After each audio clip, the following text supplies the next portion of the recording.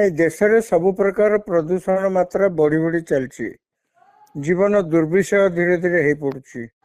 ଆପଣ ଭାରତର ରାଜଧାନୀ ଦିଲ୍ଲୀର ଅବସ୍ଥା ବର୍ତ୍ତମାନ ଦେଖୁଥିବେ। ସେଠି ମୁହଁକୁ ମୁହଁ ଦିଶୁନି, ରାସ୍ତାରେ ଗାଡି ଚଲେଇବା ବଡ କଷ୍ଟ ହେଇ ପଡୁଛି। ବରାବର ଦୁର୍ଘଟଣା ହଉଛି, ଜୀବନ ହାନି ଘଟୁଛି। ତାର ମୂଳ କାରଣ ହେଲା ସେଠିକାର ଜଳବାୟୁ ଏତେ ପ୍ରଦୂଷଣ ହେଇ ପଡିଛି, ଏତେ ପ୍ରଦୂଷିତ ହେଇ ପଡିଛି ଯେ ଘରେ ରହିବା ମଧ୍ୟ ଅସମ୍ଭବ ହେଇ ପଡୁଛି। ଏବେ ଆପଣଙ୍କର ମନେ ଥିବ, ଏପରିକି ସୁପ୍ରିମ କୋର୍ଟ ମଧ୍ୟ ଏ କଥାରେ ଇଣ୍ଟରଭେନ କରିକିରି ବର୍ତ୍ତମାନ ସରକାରଙ୍କୁ ନିର୍ଦ୍ଦେଶ ଦେଇଛନ୍ତି ଯେ ଏୟାର ପ୍ୟୁରିଫାୟର କୁ ଟ୍ୟାକ୍ସ ଫ୍ରି କରିବା ପାଇଁ। କାହିଁକି ନା ପ୍ରତି ଘରେ ଯେମିତି ଆମେ ଟେଲିଭିଜନ ଦେଖୁଛେ, ପ୍ରତି ଘରେ ଯେମିତି ଆସବାବ ପତ୍ର ଦେଖୁଛେ, ଯେଉଁଗୁଡ଼ିକ ନିତ୍ୟ ବ୍ୟବହାର୍ଯ୍ୟ ଜିନିଷ ଆମେ ଦେଖୁଛେ ଯାହାର ଆବଶ୍ୟକତା ନିହାତି ଅଛି, ସେମିତି ଘରେ ଘରେ ଏୟାର ପ୍ୟୁରିଫାୟର ଯନ୍ତ୍ର ଲଗେଇବା ପାଇଁ ଇଏ ଆବଶ୍ୟକତା ବର୍ତ୍ତମାନ ଦିଲ୍ଲୀରେ ଏତେ ପ୍ରବଳ ହେଇଛି ଯେ ଯାହା ଫଳରେ କି କୋର୍ଟକୁ ସେଥିରେ ମୁଣ୍ଡ ପୁରେଇକିରି କହିବାକୁ ପଡୁଛି ଯେ ସରକାରଙ୍କୁ ଯେ ୟା ଉପରେ ଟିକସ ଫ୍ରି କରାଯାଉ, ଯାହା ଫଳରେ କି ଜନସାଧାରଣ ତାକୁ କିଣିବା ପାଇଁ କମ ଖର୍ଚ୍ଚରେ କିଣିପାରିବେ। ମାନେ ଏଉଥିରେ ଆପଣ ଅନୁମାନ କରିପାରୁଥିବେ ପ୍ରଦୂଷଣର ମାତ୍ରା କେତେ ଉତ୍କଟ ହେଲାଣି। ଆପଣଙ୍କର ମନେ ଥିବ ଲକ୍ଷ୍ନୌରେ କ୍ରିକେଟ ଟିମ୍ ଆସିଥିଲା ଏବଂ ଏ ଯୋଉ ଭାରତ ଏବଂ ଦକ୍ଷିଣ ଆଫ୍ରିକା ମଧ୍ୟରେ କ୍ରିକେଟ ଖେଳ ହବାର ଥିଲା ଲକ୍ଷ୍ନୌରେ। ଏ ପ୍ରଦୂଷଣ ସେଠି ମଧ୍ୟ ଯାଇକିରି ପହଞ୍ଚିଲାଣି ଏତେ ଯେ ବାଧ୍ୟ ହେଇକିରି ସେ ଖେଳକୁ ବାତିଲ କରିବାକୁ ପଡିଲା। ଏଥିରେ ଆପଣ ଅନୁମାନ କରିପାରୁଥିବେ ଓଡିଶାରେ ମଧ୍ୟ ସେଇ ଅନୁସାରେ ଧୀରେ ଧୀରେ ପଲ୍ୟୁସନ ବଢି ବଢି ଚାଲିଛି। ଆମର ଏୟାର ପଲ୍ୟୁସନ ବଢି ବଢି ଚାଲିଛି, ୱାଟର ପଲ୍ୟୁସନ ବଢି ବଢି ଚାଲିଛି, ସବୁ ପ୍ରକାର ପଲ୍ୟୁସନ ବଢି ବଢି ଚାଲିଛି।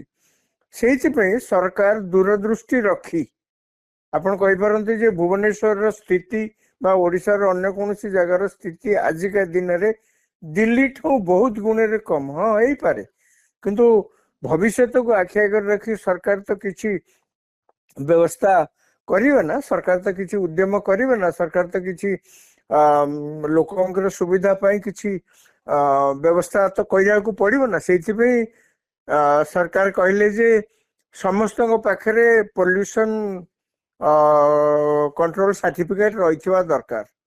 ଏଇ ଯୋଉ ଆପଣ ଦେଖିଥିବେ ତାକୁ ବର୍ତ୍ତମାନ ଗୋଟେ ବିତର୍କତା ଉପରେ ଆପଣ ଯାହା କହିଲେ ଆରମ୍ଭ ହେଇଗଲା ଯେ ଏତେ ଗୁଡାକ ଗାଡି ଅଛି, ଓଡିଶାରେ ହଜାର ହଜାର ସଂଖ୍ୟାରେ ଗାଡି ଅଛି, ଭୁବନେଶ୍ୱରରେ ସେମିତି ହଜାର ହଜାର ସଂଖ୍ୟାରେ ଗାଡି ଅଛି।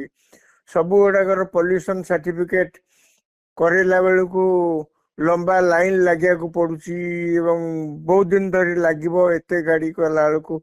କିନ୍ତୁ ଆଜ୍ଞା ଏ ଯୁକ୍ତିର କିଛି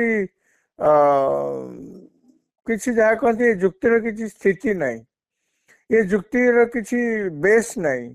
ଏ ଯୁକ୍ତି ଆକ୍ଚୁଆଲି କୌଣସି ଦୃଷ୍ଟିରୁ ଗ୍ରହଣୀୟ ମଧ୍ୟ ନୁହେଁ। କାହିଁକି?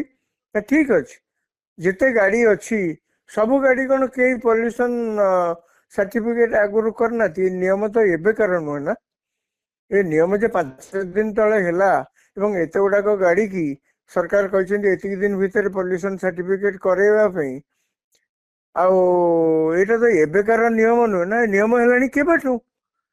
ଏବଂ ସେଇ ନିୟମ ଅନୁସାରେ ଆପଣ 100 କୋଟି ଟଙ୍କା ଦେଲେ ରାସ୍ତା କଡରେ ଏଇ ଯୋଉ ସବୁ ଭ୍ୟାନ ସବୁ ଅଛି ଆପଣ ଦେଖିବେ ପଲ୍ୟୁସନ ଟେଷ୍ଟିଂ ସେଣ୍ଟର ଅଛି, ସେଇ ଆପଣ 100 କୋଟି ଟଙ୍କା ଦେଲେ ଗୋଟେ ସାର୍ଟିଫିକେଟ ସେ ଆପଣଙ୍କୁ ଦବ ଟେଷ୍ଟ କରିକିରି ଗାଡିର ସାଇଲେନ୍ସରରେ ତାର ଯନ୍ତ୍ର ଲଗେଇକିରି ଟେଷ୍ଟ କରିକି ସେ ଦବ ଏବଂ 6 ମାସ ପାଇଁ ସେ ସାର୍ଟିଫିକେଟ ଟା ଭ୍ୟାଲିଡ।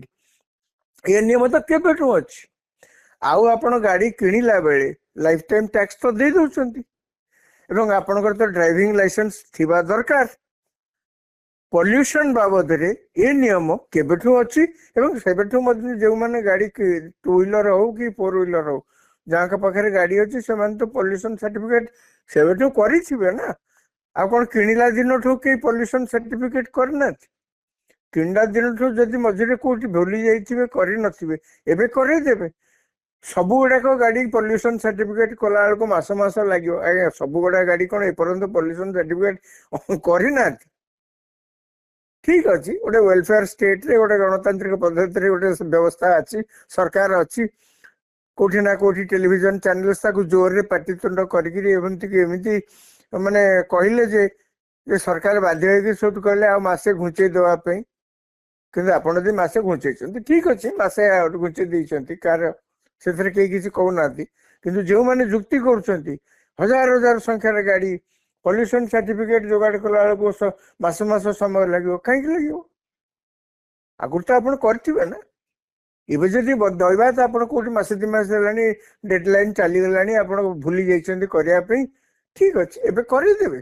ସବୁ ଗାଡି ଯେ ପଲ୍ୟୁସନ ଟେଷ୍ଟିଂ କରେଇ ନାହାନ୍ତି, ସାର୍ଟିଫିକେଟ ତାଙ୍କ ପାଖରେ ନାହିଁ, ଏ କଥା ଭାବିବା ବି ଭୁଲ।